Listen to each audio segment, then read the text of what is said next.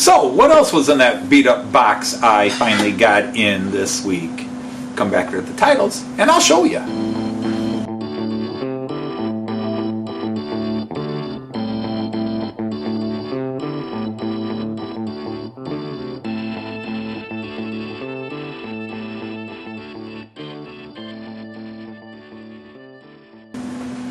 Hey everybody! Anthony Dodge, the Model Train Outsider, the American Outsider, back with my third video this week and my second first impressions video. And in this video we're going to talk about this. This is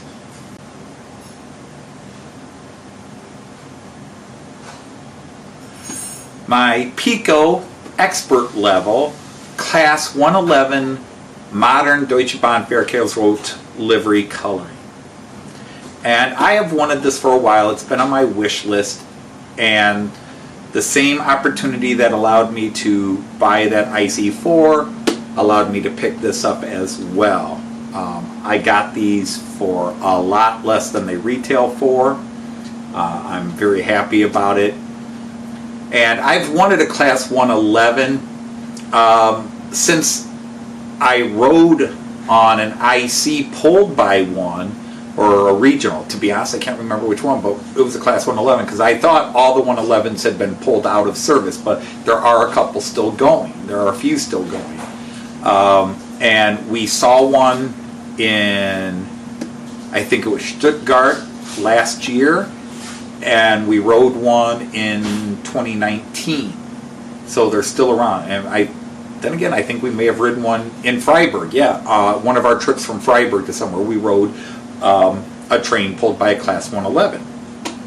So I was a little surprised to see them, but since those times I've wanted it. And of course I bought those experimental livery 111s that I showed much earlier this year. And I wanted the modern era one to, I don't want to say complete the set because there are many 111 liveries out there I still don't have, and I don't think I'm going to try to collect them all, but I did discover another experimental livery one that was released 2 years after the ones I bought, and I might go after that one.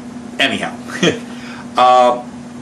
of course PIKO is a company I am least likely to buy, but it is their expert level, and when I do buy PIKO Expert level, I've had nothing but good luck. We'll see if that continues today.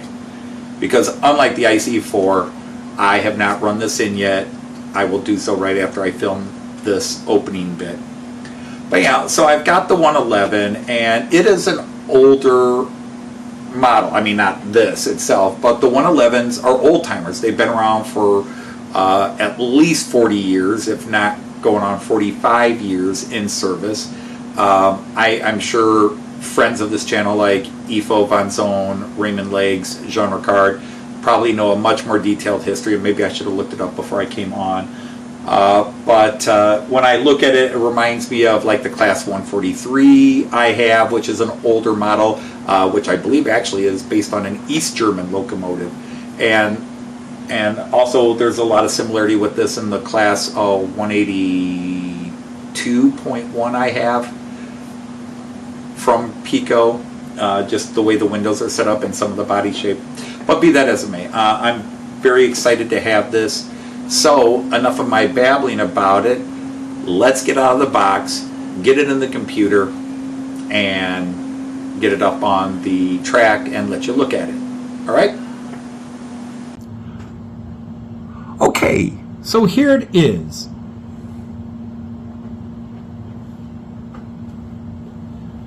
My PIKO model number 51928, Class 111, Era 6, locomotive, electric locomotive obviously with the pantographs. This came in at 392 grams, which makes it, to me, a little bit of a lightweight. I like to have, I prefer at least 425 grams to 450 grams in a loco, but that's, even with some of my Märklin and Rocos, isn't always the case.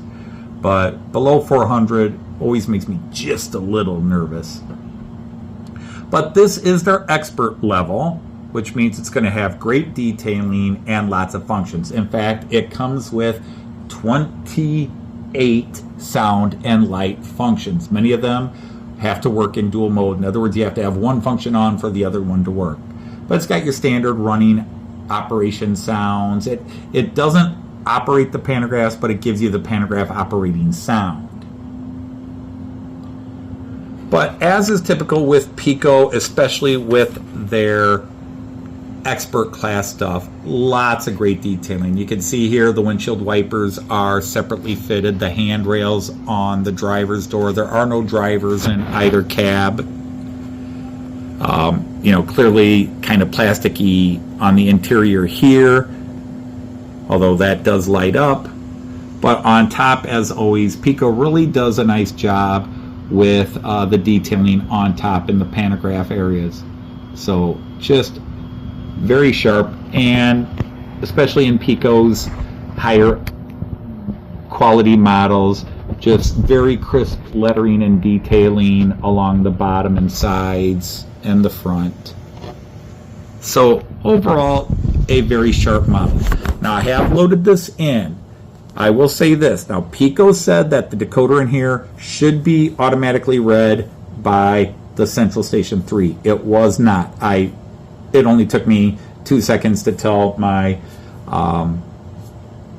Central Station 3 to install it, so no big deal because these things are so automatic. But it did not automatically read, even though the manual says it should have. I had to install it myself, which is just push 2 buttons. But and then quickly change the address to a useful address because it did come preset to address 3. Again, some people will say I have too many red locomotives, but I can't help it. I love Deutsche Bahn, and I'm quite happy to have lots of different versions of the current fleet of Deutsche Bahn locomotives for passenger trains. The 111, as I mentioned in the opening, has been around a long time. I'm not sure if this was an East German design that was just incorporated after reunification in the 90s, or if it was a West German locomotive. But I know it's been around for a long time in Germany, and I've got to believe it had to have been a West German locomotive because the specialty, the experimental liveries, were from the 80s when Germany was still divided into 2 countries. So it's got to be a West German locomotive. Unlike, say, the 143s, which I think started as an East German locomotive. Can't swear to that. Somebody will say it down below. All right, so I did run this in now since I did the introduction.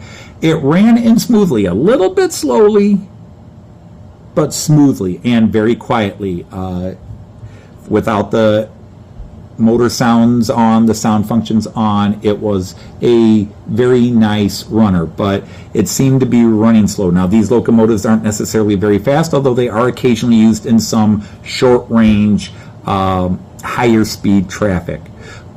So really, all that's left to do is run this guy up the incline and see if it handles it, and let you maybe hear a little bit of its running sound and see it in action. All right.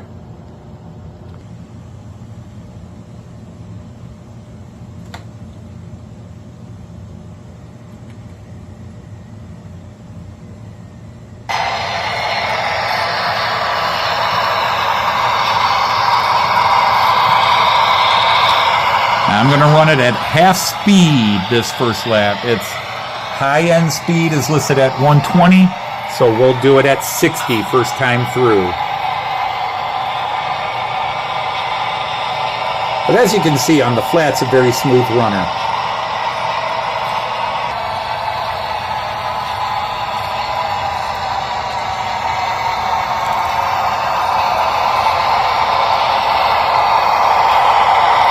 Now, I do have just the primary running sound functions on, none of the ancillary ones.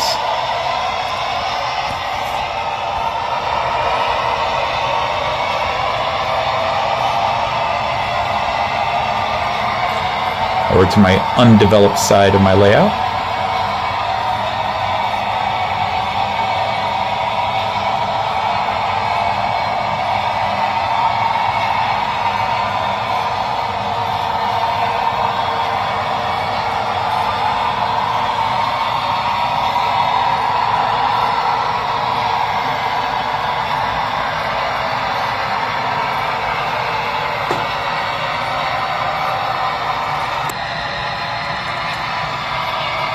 Alright, so here it comes, and as always, this copse of white trees is right at the end of it, or right in the middle of it, is right where the incline starts. So here we start up the incline.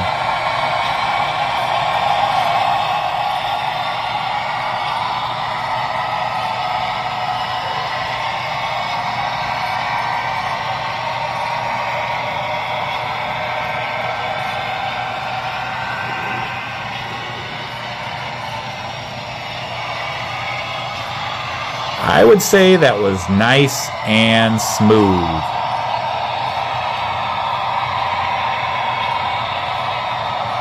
Heading into Delmenhorst Station.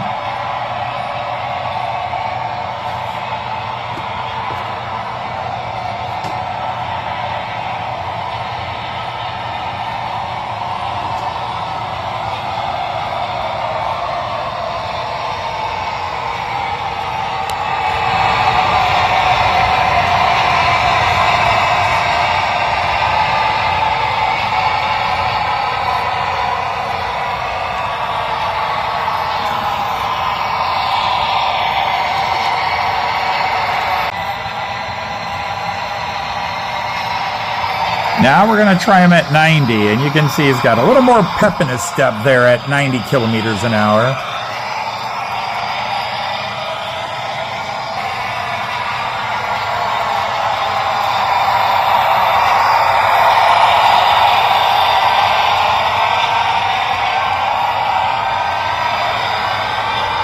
I will say, somebody advised me and said, you know, you should do the fast speed first to get it used to the incline and then do the slow speed.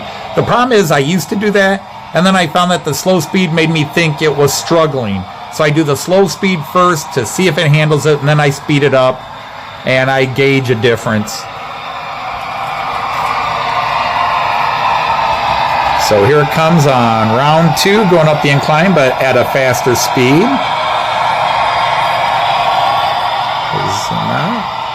And no real hesitation there again. So not bad at all. Heading through Delmenhorst Station again.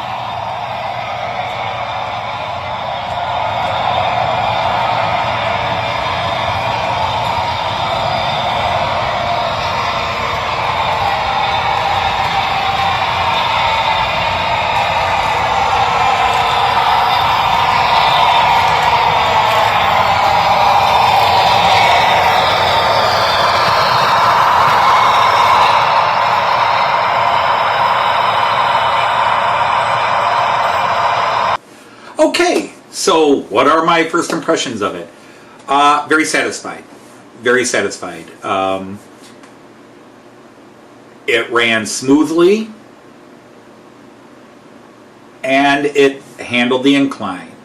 Will it handle the incline with a rake of cars? I'll find that out actually before I finish making this video, because I tend to put up shots with the pulling things. So we'll see. Maybe I should start adding that in, but I like to just let it warm up and get its running in without immediately having to pull things up. So I'll let it do a few more laps, see how it handles it, and then I will put some passenger cars on it and see how it runs. But overall, again, no complaints. I'm not a rivet counter, so I don't look to see if it got certain bolts in the right place on the body. I've seen 111s. I haven't studied 111s, but I've seen 111s. It looks like a 111. It says it's a 111. It's got nice metal parts to it. I think it does come in a little lightweight for my personal taste, but we'll see how that handles. Again, weight isn't always the key. The motor is the key. 392 grams is not bad. It's definitely not the lightest one I have, but I'm always a little leery when things are below 400. But I've got plenty that are below 400. So I think it passes the first impressions. I like it. It's not a sexy locomotive. I got it because I'm expanding my fleet into the locomotives that that fit the rule of it's trains and locomotives I've ridden and been connected to. So yeah, very happy with it. It's, as I always say, only time and usage will determine whether it was a true quality purchase. But for now, I'm happy with it out of the box. Lots of nice functions, very smooth runner, and should look good pulling a rake of older, well, not older, but modern versions of Silberlingas and so forth. Although, like I said, I have seen it pulling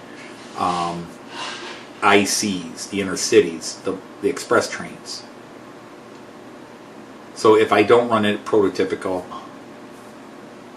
so be it. So anyhow, I hope you enjoyed that look. I'll pop on some pictures of it, some video of it running around the layout, pulling a rake of cars for you all red. And so until the next video, I will say, auf Wiedersehen, tschüss, and happy trains. Take care, everybody.